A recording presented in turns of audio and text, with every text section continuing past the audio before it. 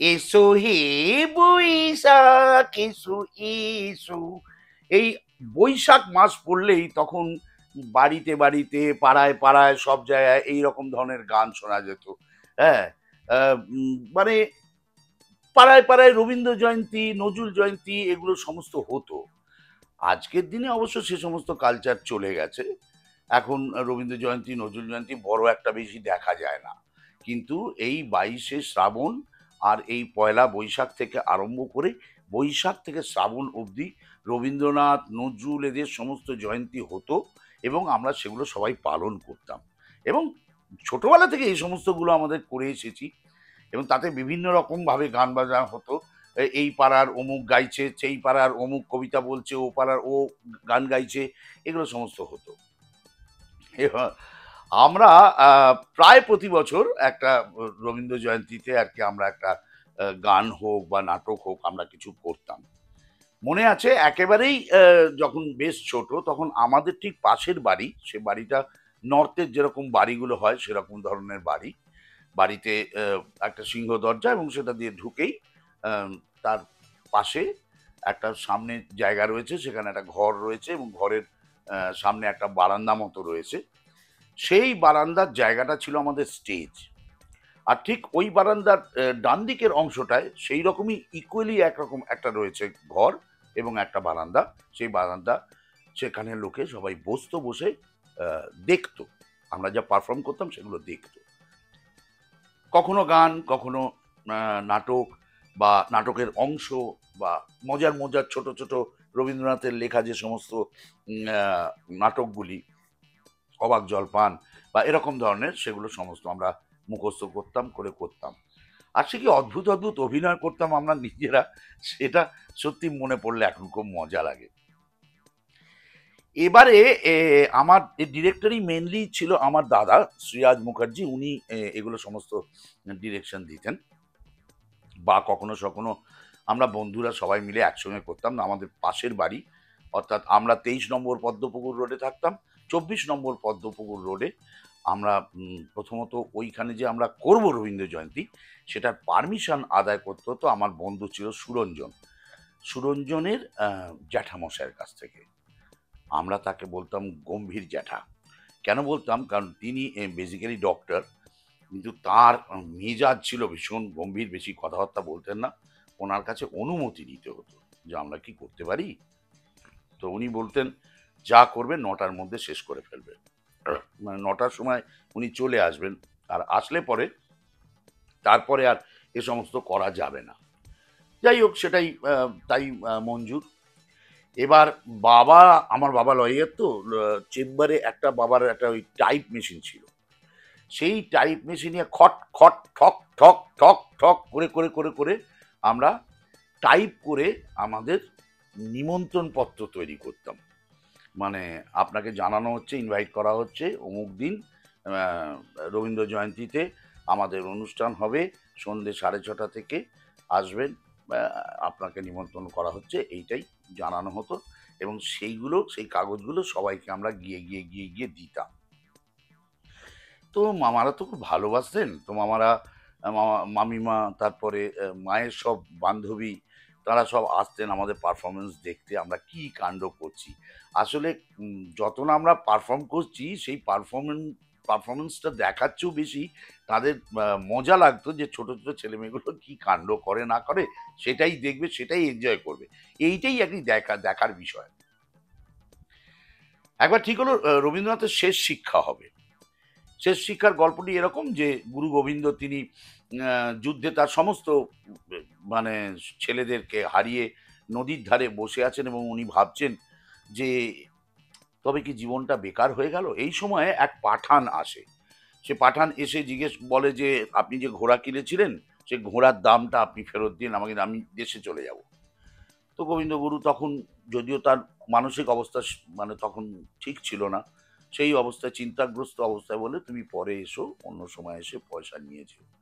কিন্তু তখন সে একটু বচসা হয়ে গেল দুজনের মধ্যে। বচসার পরে পাঠান ফাইনালি বলল না, আপনাকে আজকেই টাকা পয়সা দিতে হবে।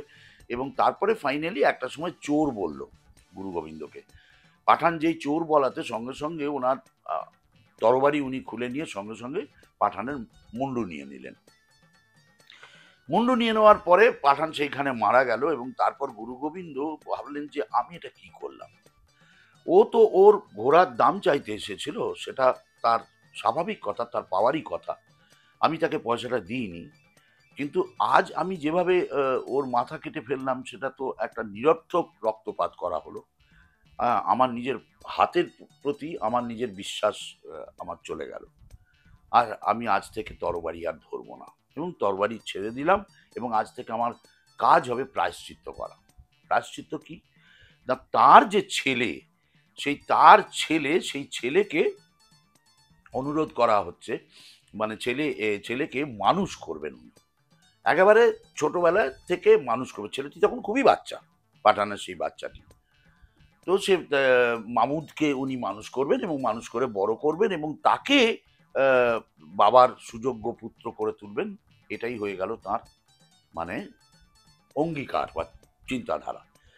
তো এই হচ্ছে নাটকের বিষয়বস্তু। যা বাকি সে তো পরে যা হলো হলো, কিন্তু বিষয়বস্তুটার গল্পটা কি হলো, আমরা আমরা চড়ক মেলাতে, অর্থাৎ যেটা নাকি চৈত্র মাসের মানে একদম শেষে, চৈত্র সংক্রান্তি থেকে চড়ক মেলা শুরু হতো, এবং সেখানে আমরা একটা তরবারি, এখানে কাঠের তরবারি কিনেছি।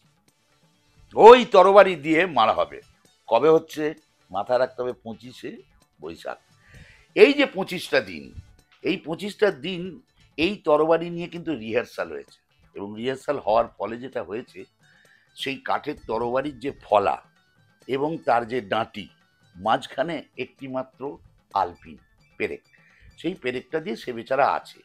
এবার তাই যদি সাই সাই করে চালানো হয় 24 দিন ধরে, তাহলে তার অবস্থা কি হতে পারে বুঝতেই পারছেন। সে তখন মানে করুণ অবস্থায় ট্যালম্যাল ট্যালম্যাল ট্যালম্যাল করছে, এরকম একটা অবস্থায় সে তখন রয়েছে। এবার এরই সঙ্গে লাইট কি হবে, আমাদের বর্দার পড়াশুনোর জন্যে একটা এরম টাইপের একটা ল্যাম্প ছিল, যেটাকে টেবিল ল্যাম্প বলে আর কি। তো ওই ল্যাম্পটা কাটা, তার জন্যে আবার একটা নতুন ল্যাম্প কেনা হয়েছিল। সেই ল্যাম্পটা নিয়ে এসে সেটা আলো জ্বলে বা ঠিক আছে, ওটার সামনে লাল কাপড় ধরে, সবুজ কাপড় ধরে, মানে এই প্লাস্টিকের আর কি, এগুলো ধরে ওই রঙগুলোকে চেঞ্জ করা, লাইটের রং। মিউজিক কি করে হবে?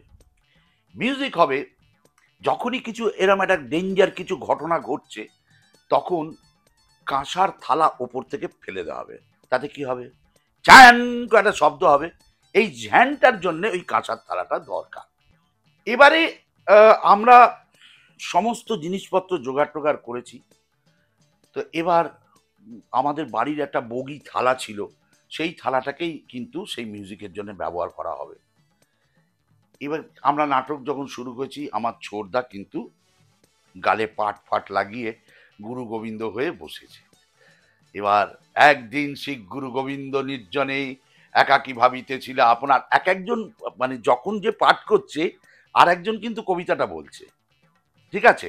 সে যখন পাঠ করছে তখন আর একজন কবিতাটা বলছে, গলা মুড়মু চেঞ্জ হচ্ছে, কিন্তু সেরম ভাবেই হচ্ছে। কিন্তু একদিন শিখ গুরু গোবিন্দ নির্জনে একাকী ভাবিতেছিল আপনার মনে আপন জীবন কথা, যে সংকল্প রেখা অখণ্ড ছোটদা এরকম গালে হাত দিয়ে বসে আছে, মানে চিন্তা করছে আর কি, ছেলেরা সব মারা গেছে, তবে কি জীবন ব্যর্থ ইত্যাদি।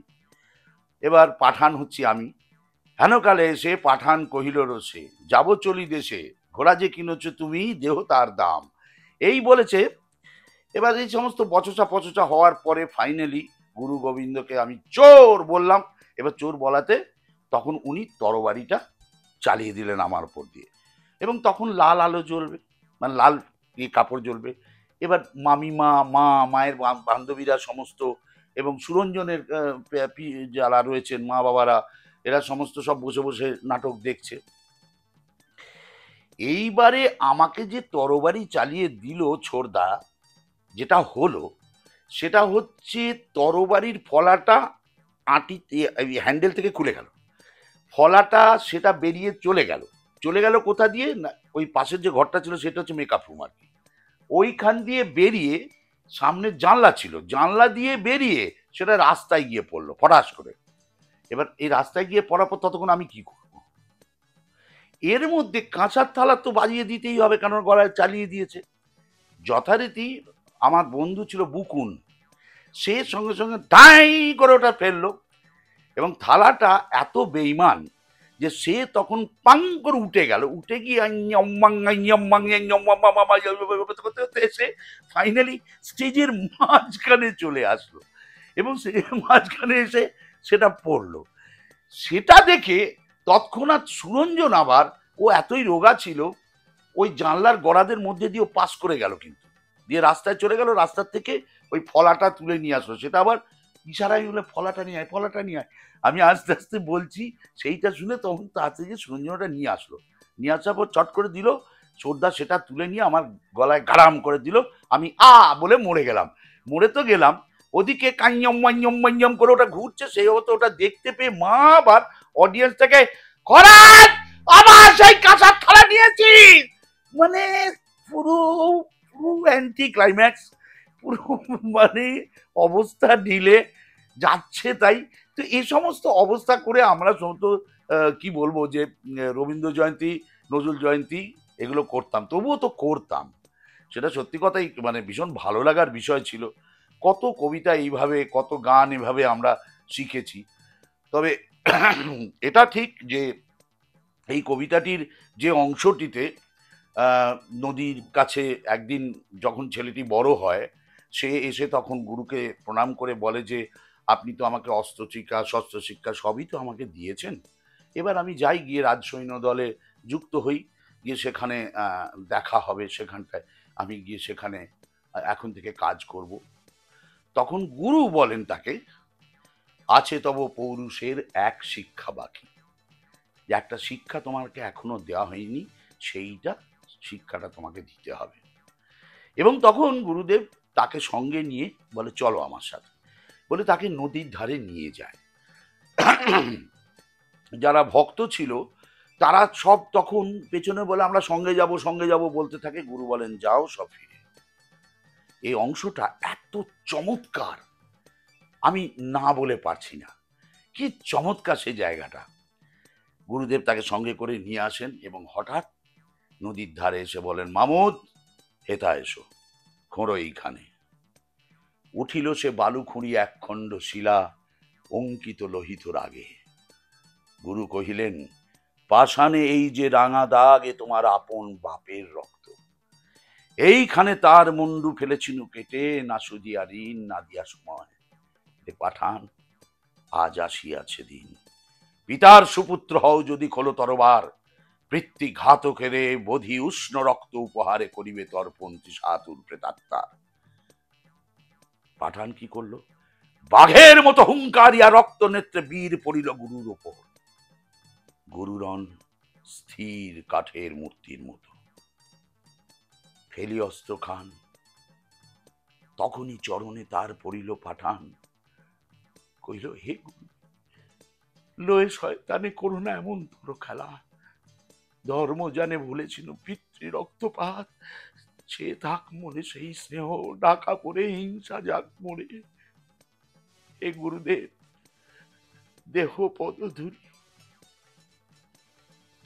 এত বলি বনের বাইরে ছুটে গেল, না চাহিল ফিরে, না থামিল একবার। গুরুরন স্থির কাঠের মূর্তির মতো। এই অংশটা এত চমৎকার, এটা না বলে পারলাম না। সত্যি আমাদের এই সময়ে এই রবীন্দ্র জয়ন্তী, নজরুল জয়ন্তীতে অনেক শিখেছি সাহিত্য থেকে। আর আমাদের যে সমস্ত মুনি ঋষির মতন কবিরা ছিলেন তাদের কাছ থেকে অনেক কিছু আমরা পেয়েছি। বাঙালি জাগো, জাগার সময় এসেছে। দেখতে থাকুন খরাজ খাজানা, আরো সুন্দর সুন্দর মজার গল্প নিয়ে আপনাদের কাছে ফিরে আসবো। নমস্কার।